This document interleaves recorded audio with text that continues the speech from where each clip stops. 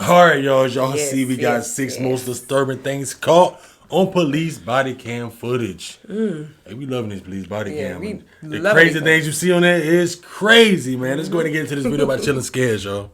On December 25th, 2020, a 63-year-old man named Anthony Quinn Warner drove his RV to Nashville, Tennessee's 2nd Avenue and woke up nearby residents with the sound of a robotic digital female voice coming from his RV, warning everyone around the vehicle to evacuate the area.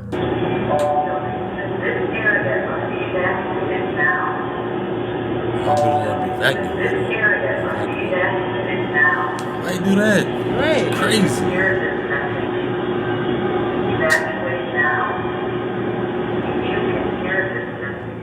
That sounds Soon, the crazy. female voice repeatedly mentioned that the RV was going to detonate, and a little after 6 a.m., the voice became more and more insistent, announcing that the vehicle would detonate in 15 minutes. In the body cam footage that was later released by the authorities, a group of Nashville police officers can be seen walking around the downtown area, urging any stragglers to evacuate for their own safety.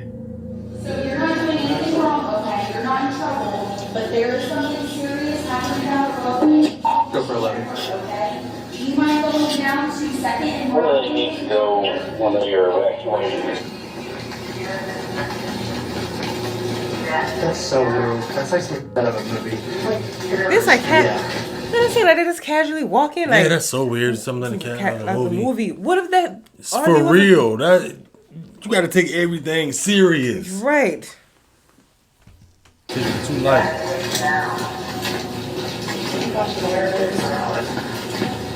This is one right there. Yeah. Just like walking like nothing going on. The robotic voice and its ominous warnings give the whole scene an extremely eerie vibe, like, as the police officer mentioned, something out of the movie The Purge.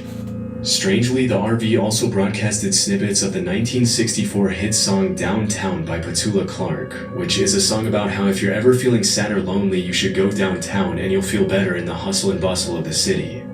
Unfortunately, the robotic voice wasn't bluffing, and just 15 minutes later, the RV detonated near the AT&T building, causing damage to more than 50 buildings and even collapsing a few of them with its massive blast radius. In the aftermath of the incident, the cops can be seen assessing the damage and moving nearby pedestrians to safety through body cam footage that can only be described as apocalyptic. They thought it was a joke. Commander 425, are you 10-4? Where's your car? Okay, go to your car. Wow. Our directions, there may be ammo from the vehicle. We don't need anybody going off the Second Avenue Road. You okay? Yeah, I'm good, man. I appreciate it. Even though the explosive inside the RV was extremely powerful, the cops managed to evacuate most of the nearby residents, and thankfully nobody outside the RV lost their lives. Good. Yeah. Although 3 people were injured and had to be hospitalized after the vehicle incident, the only person who lost his life was Anthony Warner himself, who was still inside the vehicle at the time of the detonation. After the incident, the authorities started digging deep into Anthony's past to figure out what could have caused him to do something so insane, and what they found was pretty disturbing. As it turned out, Warner was pretty much a paranoid loner obsessed with conspiracy theories about shape-shifting alien lizards that were trying to take over the world. It was also revealed that 16 months before the explosion, Warner's girlfriend had called the cops to report that Anthony had been building explosives inside the RV outside their home. And they took it lightly, Even more disturbingly, less than a week before Christmas, Warner's neighbor had reportedly asked him if Santa was going to bring him anything good for Christmas, to which Warner replied, "Oh yeah, Nashville and the world are never going to forget me." But despite the clear desire for attention, the cops never managed to truly figure out Warner's motive, and it was eventually concluded that he probably didn't want to hurt anyone, and that a fatal cancer diagnosis mixed with other factors had contributed to Warner's declining mental health. Hey. On March 9th, 2023, at around 12:30 p.m., an anonymous caller dialed 911 and told dispatchers that a man that had just run into a food market on Cleveland's Central Avenue was claiming that he had just been kidnapped. As soon as police arrived, they were able to talk to the alleged victim, and the jarring conversation was captured on one of the cops' body cams. I wanted to fix his busted pipe for his washing machine. Okay. Because I'm putting a water line for his ice for his refrigerator. And then when I got downstairs, another dude came out and had guns on me and they robbed me. I mean, they tied me up. They had plastic lay on the ground. Disturbingly, the zip ties and duct tape that were used in the kidnapping can still be seen on the man's body as he explains what happened to him. As the victim mentions to the cops, the perpetrators forced him into his own van, robbed him, and then held him for ransom before he managed to escape. So they put this on my face, they get me in my van, and they bring me over here, they turn the location off on my phone, one of the guys is back with me. And which way did the car go? Huh? Where the car go? They was parked this way, and I ran all the way down here to here. We were parked right over there. You're parked at 49. What kind of car was it? It's my van. As the cops later found out, the main perpetrator was 51-year-old Ahmed Johnson, whom the victim had been in federal prison with at some point in his life. After digging deeper into the case, they uncovered the whole story of the kidnapping. As the victim mentioned in the video, the kidnapper had hired him for a plumbing job, and when he arrived at the house in Cleveland's Buckeye Woodhill neighborhood, he was led downstairs where he would allegedly be shown the leaky pipe that he had to fix. Once downstairs, Ahmed led the victim to another room, where another man jumped out and held him at gunpoint. After stealing his phone and Apple Watch, the kidnappers bound the victim and put him into the back of his own van. As the perpetrators drove the van towards the city's central neighborhood, they made the victim call a friend and bring around $15,000 to a nearby gas station in exchange for his return. But as the van slowed down, the victim somehow managed to jump out and ran down East 49th Street. Thinking quickly, the victim ran into a convenience store where he would be protected by the public eye, causing the suspects to drive off. 2 weeks later, the cops managed to make an arrest, and Ahmed Johnson was charged in Cleveland court with aggravated kidnapping. As of today, there have been no further updates to the case. Yeah, I'm glad he was all right. Told him some things. On September 9, 2019, an Albuquerque Police Department officer saw a young man performing a traffic stop on a gray Nissan SUV. Strangely, the man wasn't dressed like a police officer at all. In fact, he was dressed as an ordinary citizen in jeans, a black polo, and an Air Force cap as he wrote down the driver's information. Sensing that something was off, the officer pulled the man aside to talk to him, and from the beginning, the man seemed a little on edge. You gotta talk to him for a minute.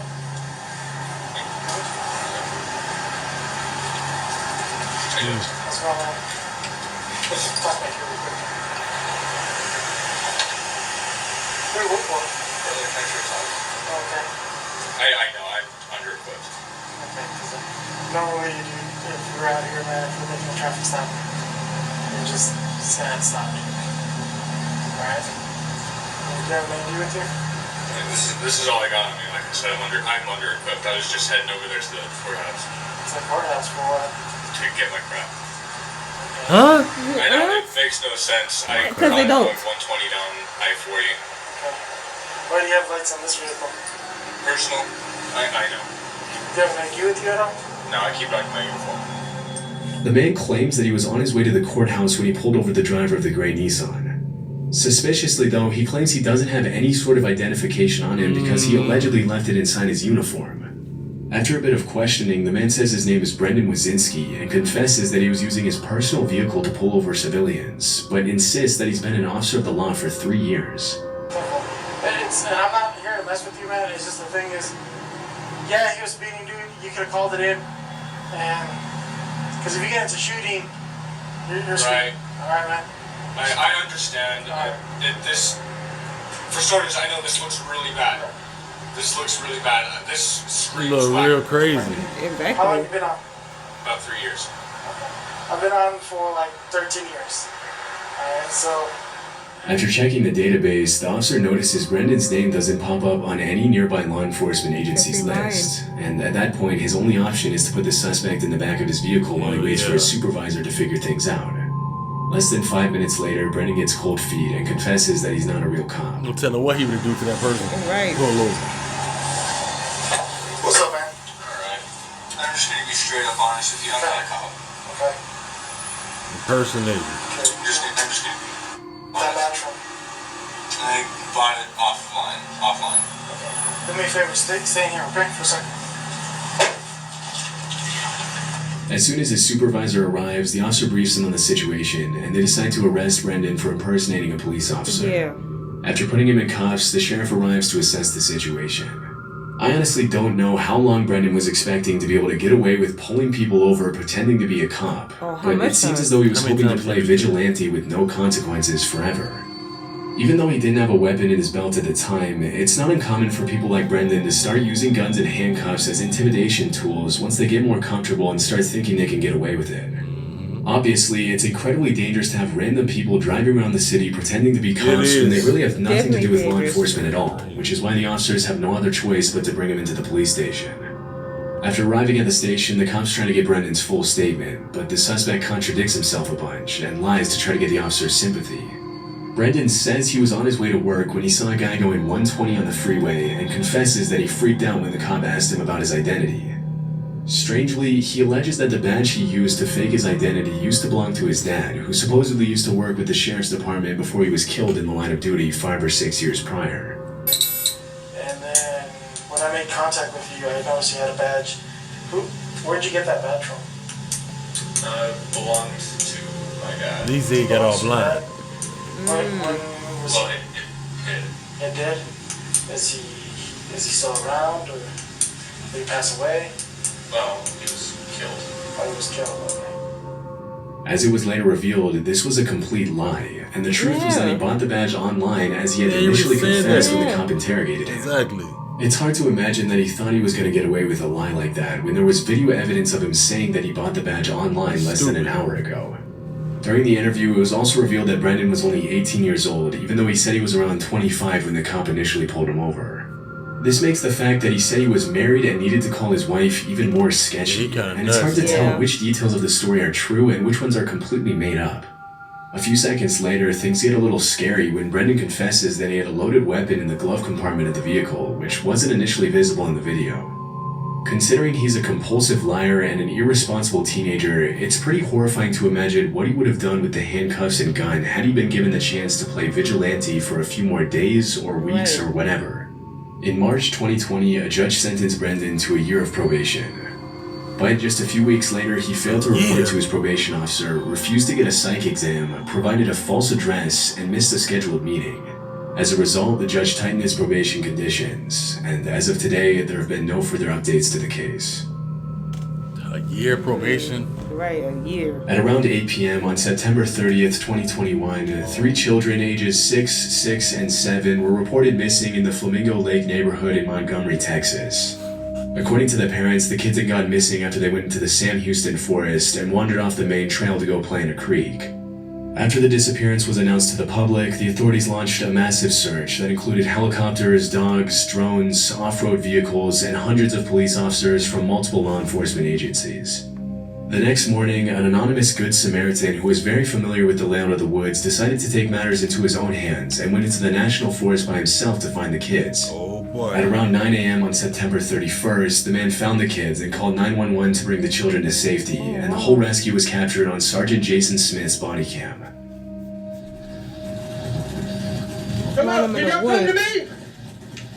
Come to me.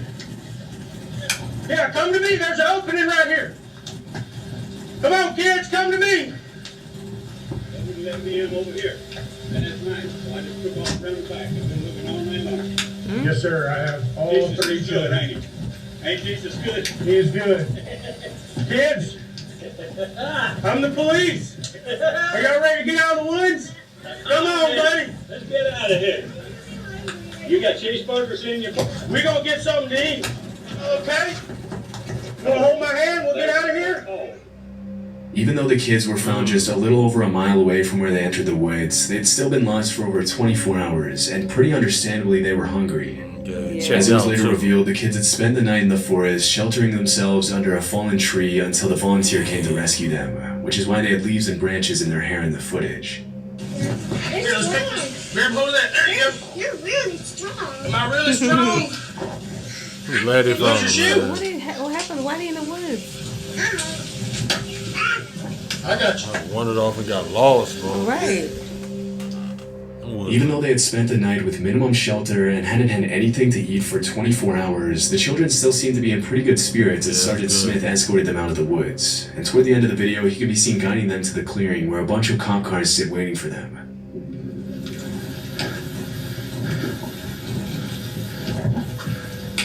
Hey, got you, brother. Y'all got it?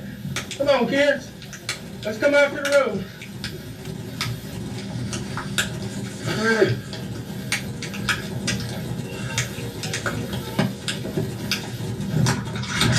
Oh, yeah.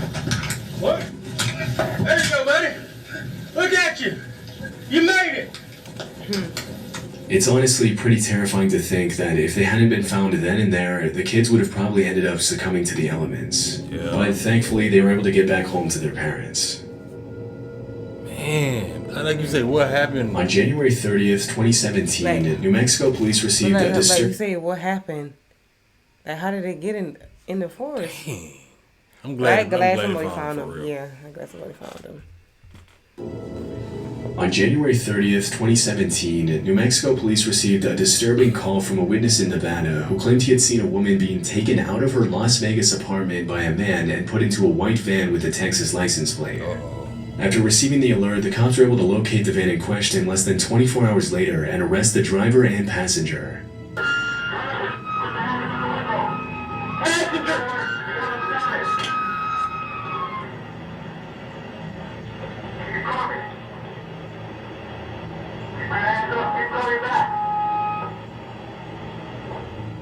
Once the suspects are out of the vehicle, the cops approach the white van, and that's when they find something incredibly disturbing. Body? Right. Got a camera. You need a... Oh my God, thank you. Okay. Chin up. I gotta throw it. Oh, they got their hands Dang. I got pictures of her and I got pictures of the chains. In the back of the vehicle, the cops find a woman named Jane who was chained to the floorboards of the van by the suspects, and as soon as the officers set her free, she gives them her disturbing testimony. According to the victim, the man who was driving the getaway van was her ex-boyfriend Jack, who broke into her apartment and took her. Even though she fought hard to escape, Jack was trained in mixed martial arts and was a lot heavier than her, and it didn't take him long to take her out of her home. Jane assumed it was her neighbors who saw the altercation and called the police, and it was thanks to that 911 call that the cops were able to rescue her. Yeah. Once inside the police car, Jack doesn't seem all too distressed that he's about to be put away for a long time, and he can even be seen interacting pretty calmly with the officer driving the vehicle, asking him if he has a favorite hymn and singing the words to Amazing Grace as he's taken to jail. You got a favorite hymn? What's that? You got a favorite hymn? No, I don't. Why not? I don't know. I've never been Boy, with them. that lady lucky. Hell What yeah, about she you? lucky. What about Amazing Grace? You like that one? I'll take it.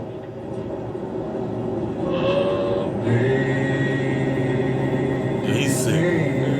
He's crazy. He probably was gonna unalive that lady, man. Sure How many other would. people he probably As did it that was later to? revealed, Jack's accomplice in the kidnapping was 19-year-old Samuel Brown. In the other cop car, Samuel asked the police officer to have a conversation with him, claiming that he's scared of everything that's happening. Is it okay to talk? Is it okay to talk? Yeah. Anything. I'm just kind of scared.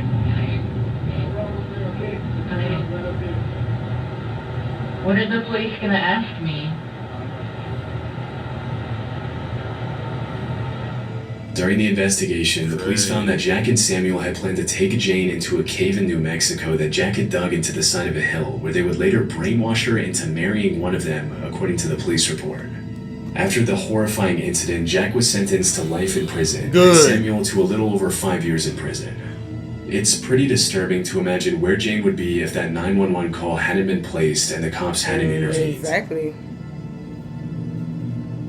On April 8 of 2021, police officers from the city of Whitehall, Ohio, about 6 miles away from Columbus, received a report that a man was allegedly impersonating a police officer at a traffic stop. Upon arriving at the scene, they found a 26-year-old man named Casey Donovan Williams asleep in what appeared to be a Whitehall police cruiser. When he woke up, he told the cops that he was an off-duty cop working a special duty detail. At first, the officers bought his story, but when they were told there was no special duty assigned at that time, they returned to get the real story. And the exchange was captured on the cop's body cam. But you have no ID from them, No, all right? no. And have you ever been sworn in by them? I've talked to the chief. No, I'm asking you a direct question. Have you been sworn in Now, by it's very them? important you answer this correctly, because being a former police officer or someday a current police officer, you know if you lie in this situation, you go directly to jail. No, I'm not- So you I'm put not- that right listen, out. I'm not- So if I'm you not- are telling me you are a police officer right now, is that what you're telling me? No, So no. you are not a commissioned police officer. I spoke with the chief. That's not what I'm asking you. Okay. I'm asking you one You think question. that's supposed Are to, you a like, commissioned police officer through the state of do Ohio? something. I have an The public chief. certificate. That's not what I'm That's not asking. what I'm asking. And he's not the I'm question. explaining to you. I- No, you're not. You're not answering the question. You're avoiding the question. It's very simple. Are you a sworn police officer anywhere in the state of means Ohio, in commission. any department? Not currently.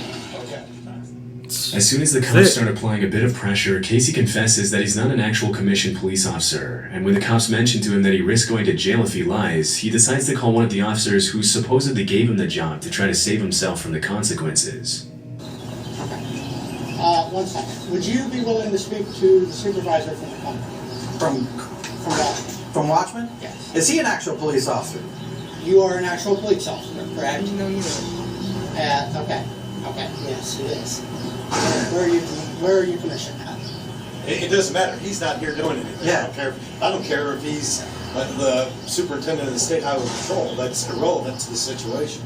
Even though he seems to have a pretty intricate series of excuses to justify his actions, the cops sense there's more to the story than Casey's letting on. After mentioning to the cops that he was just trying to make a little extra money by allegedly working for the Glenwood but Police faking like Department, he do? he realizes his chances of getting out of an arrest are pretty slim, and that's when he resorts to asking the cops for mercy. That's all I was trying to do. Please do not. I'm asking you for courtesy, man to man.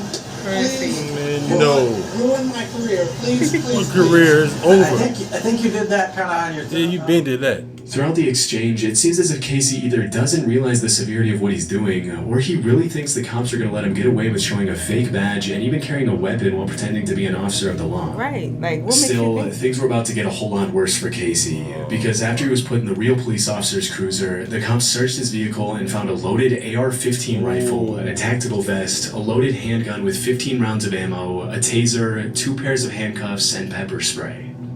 It's pretty disturbing to think of what could have happened if the cops hadn't arrested Casey then and there, because even though he didn't seem to have any bad intentions at first glance, Casey could have used the badge, vehicle, and weapons for some pretty nefarious purposes if he wanted to, by simply convincing people he was a real police officer. From kidnapping to extortion and everything in between, a fake cop can be extremely dangerous. As it was later revealed, this wasn't the first time the suspect had gotten in trouble for trying to pull similar stunts. Although at one point he had been a corrections deputy at the Pickaway County Jail, he was forced to resign after trying to enforce his authority as an undercover cop at a fair when he hadn't been instructed to do so. After the incident in Whitehall, Casey was charged with impersonating a police officer, a 3rd-degree felony, and improper handling of a gun in a motor vehicle, a 4th-degree felony. Yeah, he was crazy. He was Definitely crazy. All of those was crazy. Mm-hmm. All of them. That's from the woods, the kids in the woods, to all of them. I'm still trying to figure out, like, how did the kids get in the woods? I don't know. I don't I'm know. pretty sure something like either they. If somebody know that story, let us know. Yeah. Let us know if you know anything about it.